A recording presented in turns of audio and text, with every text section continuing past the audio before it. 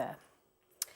Now, in what is set to be an historic landslide win, Claudia Sheinbaum has become Mexico's first woman president.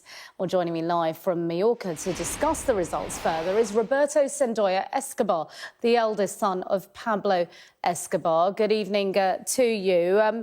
Good evening. Very significant, of course, that she is the first female president of Mexico, but also the fact that she is someone who really connects with the lower income families. And like your father, the cartels used to be the kind of Robin Hoods. Do you think she can replace that in Mexico?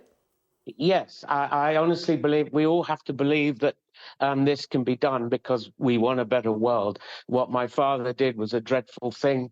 I'm ashamed of it myself. And anyone who stands up like this to try and make a better world is fantastic. I think it's amazing that the Mexican electorate has decided that they want reform. They've had enough of the left and the right and the right and the left, all the promises, and they're all corrupt and they've been paid by the cartels to say yes and no and do whatever.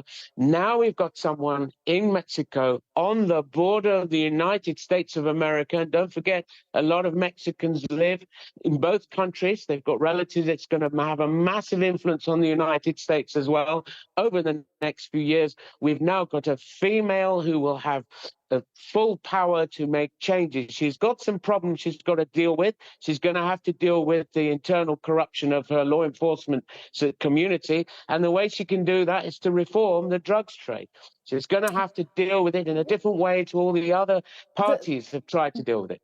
The trouble is with reforming the drugs trade and dealing with the stranglehold of the cartels is the violence you alluded to. And this has been a very violent election. More than, I think, 36 candidates have been assassinated. Yeah, this is the way it goes in these countries that are controlled, and they have a stranglehold on these countries, the cartels. I mean, I have a few theories on how we could deal with this, and one of the ways to deal with it would be to license the product like we have alcohol. This might be a way forward. It is not ideal, of course. It'd be nice to get rid of everybody who's dealing in this, and but that's just a dreamland. If she's got the gumption to take this forward and license the product, it will put these people out of business. They won't have the stranglehold that they have now. And as you rightly say, it's shocking to think that you stand for parliament in a country like that and you get killed for it. Terrible, and that needs to change. And I think being a member of the Greens, and also don't forget, this young lady is a member of the minority community. She's from a Jewish background. I mean, for the Mexicans, who are basically 90% Catholics, to vote for someone who has a Jewish background is saying big things. It's saying we want change, we want reform, we don't want the usual nonsense. And the electorate has spoken. We're going to have to leave it there. I'm so sorry, because of the breaking news, we've run out of time. Roberto Sendoya Escobar, thanks very much indeed.